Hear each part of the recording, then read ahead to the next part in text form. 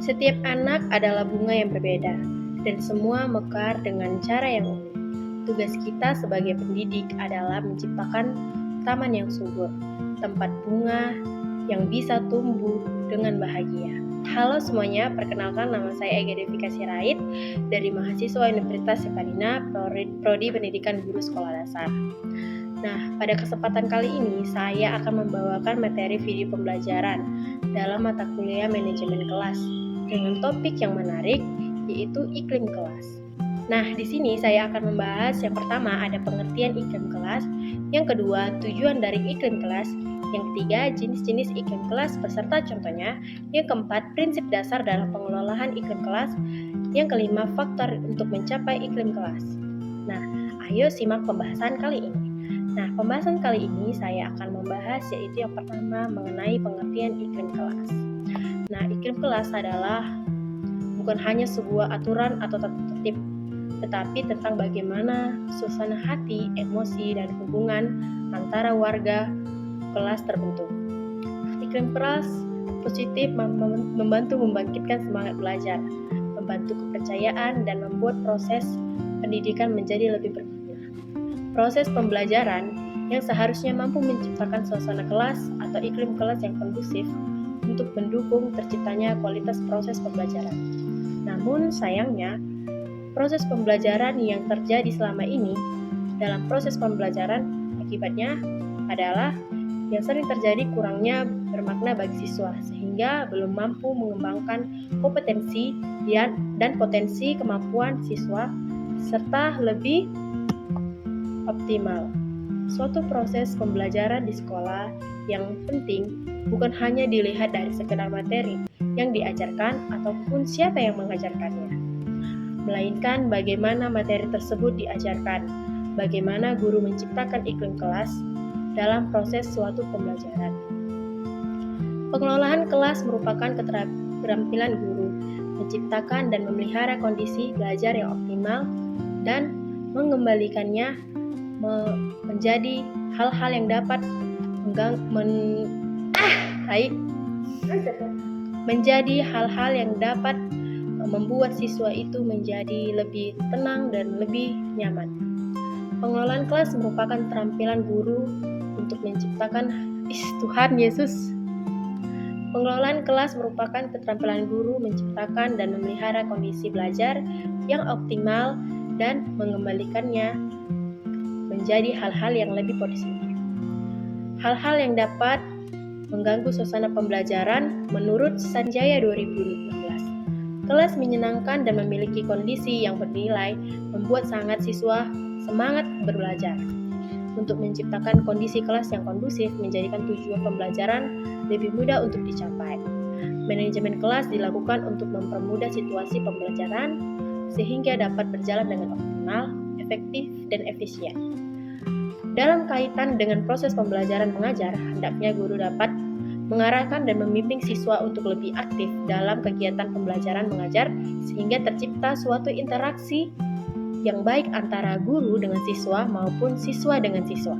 Proses pembelajaran itu ditandai dengan dua hal, yaitu yang pertama siswa menunjukkan keaktifan pembelajaran seperti tampak dalam jumlah curahan waktu yang melaksanakan tugas ajar. Yang kedua, terjadinya perubahan perilaku yang selaras dengan tujuan pengajaran yang diharapkan menurut Fakhuriza 2018. Nah, tujuan pendidikan dirancang untuk dapat dicapai untuk proses pembelajaran mengajar menghasilkan belajar yang merupakan penciptaan tujuan pendidikan pada siswa mengikuti proses belajar mengajar. Tujuan pendidikan bersifat ideal, sedang hasil belajar bersifat aktual. Hasil belajar merupakan relasi tercapai dari tujuan pendidikan, sehingga hasil belajar diukur akan semakin meningkat. Jika antusiasme belajar peserta didik juga meningkat yang ditandai oleh peningkatan rasa keingintahuan, tingginya motivasi untuk bertanya, rajin belajar, serta senantiasa sensitif terhadap isu-isu pengetahuan mutakhir. Tujuan pendidikan dirancang untuk dapat mencapai tujuan pendidikan pada siswa yang mengikuti proses belajar mengajar. Tujuan pendidikan bersifat ideal sehingga Hasil belajar yang dihasilkan pembelajaran merupakan relasi yang tercapai dengan tujuan pendidikan. Menurut Purwarto 2010, kualitas proses pembelajaran akan semakin meningkat jika antusiasme belajar peserta didik juga meningkat, yang ditandai oleh peningkatan rasa keingintahuan. Nah, Blossom mendefinisikan iklim dengan pengaruh kondisi dan rangsangan dari luar meliputi pengaruh fisik, sosial, intelektual yang mempengaruhi peserta didik di dalam proses konteks. Inilah iklim kelas yang digunakan untuk menggambarkan suatu suasana yang di dalam kelas.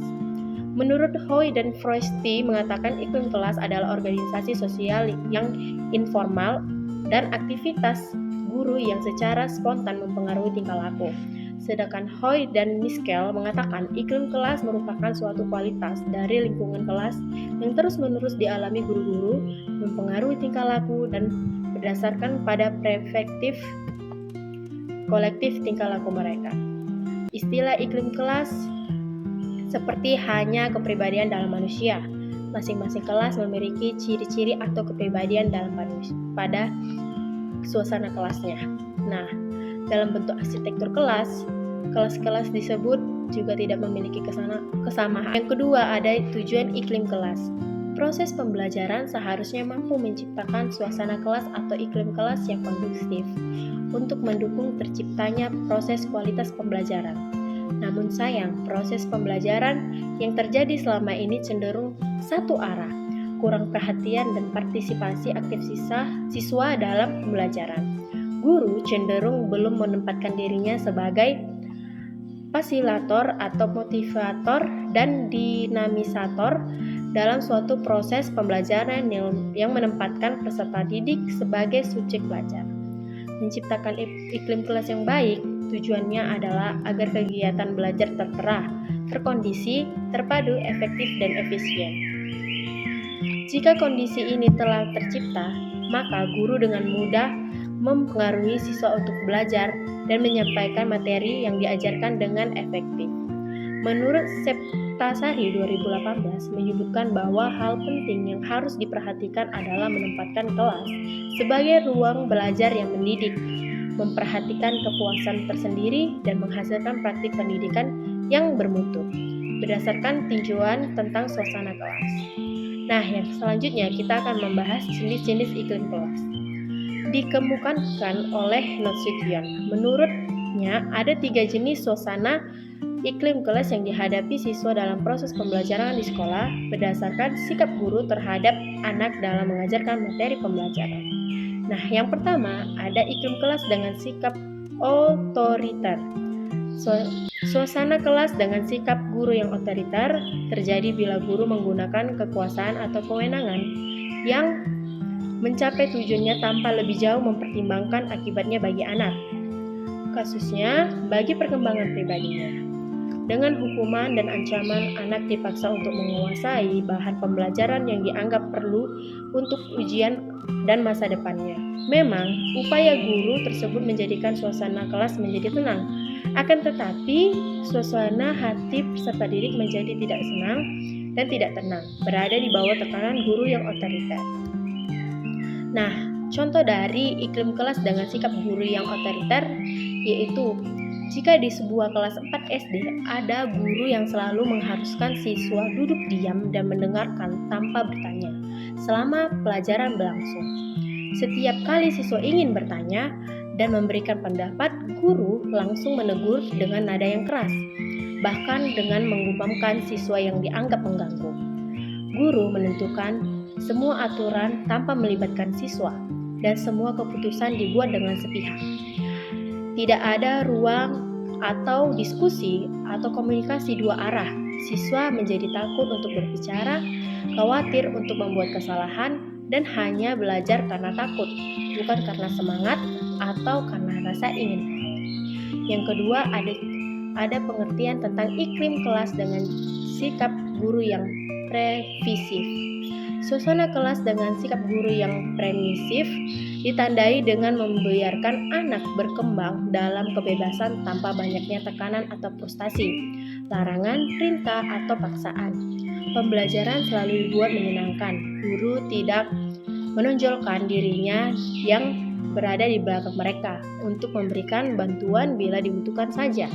Sikap ini mengutamakan perkembangan pribadi anak khususnya dalam aspek emosional agar anak bebas dari kekecohan jiwa dan menjadi anak dapat menyesuaikan diri dengan lingkungannya.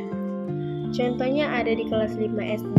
Nah, setiap pagi guru memulai pelajaran tanpa menyapa siswa. Saat pelajaran berlangsung, siswa tidak diperbolehkan bertanya atau menyela penjelasan.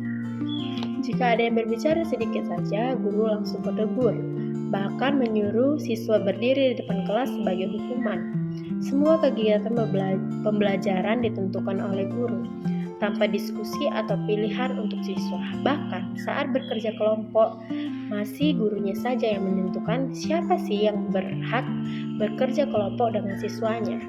Nah, itu adalah contoh dari iklim kelas dengan sikap guru yang permisif. Nah, yang ketiga ada prinsip dasar pengelolaan kelas. Terdapat 6 prinsip dasar pengelolaan kelas yang melaksanakan pengelolaan kelas bisa berjalan dengan kondusif. Yang pertama ada kehangatan dan kuantutusian. Kehangatan dan kuantutusian, guru dapat memudahkan terciptanya iklim kelas yang menyenangkan dan menjadikan kegiatan belajar mengajar yang optimal. Yang keenam ada tantangan. Penggunaan kata-kata, tindakan, bahkan bahan yang menantang akan mengakibatkan gairah siswa untuk belajar dan memelihara perhatiannya dan minat siswa dengan kegiatan yang dikembangkan oleh guru. Nah, yang ketiga bervariasi untuk menghindari kejenuhan serta pengulang-ulangan aktivitas yang menyebabkan menurunnya kegiatan belajar. Diperlukan penggunaan variasi dalam media, gaya, dan interaksi mengajar. Adanya berbagai variasi dalam kegiatan belajar mengajar akan mengurangi kejenuhan siswa dan meningkatkan keterlibatan dalam tugas dan tidak mengganggu siswa lain. Nah, yang keempat, setiap permasalahan yang muncul dalam proses pembelajaran sebaiknya dibahas secara logis. Yang kelima, ada lingkungan kelas. Nah, lingkungan kelas sebaiknya disetting sedemikian rupa yang bisa untuk nyaman dan aman untuk setiap siswa agar mereka belajar dengan senang, kondusif, dan tenang. Nah, yang keenam yang menyediakan berbagai jenis sumber. Nah, belajar dari media atau sumber-sumber yang berkaitan dengan siswa sehingga pembelajaran bisa berjalan secara sistematis. Nah, sekian pembahasan dari saya. Mohon maaf jika ada perkataan yang kurang berkenan atau pembahasan saya yang kurang maksimal. Saya mohon maaf dan izinkan saya pamit undur diri. Terima kasih.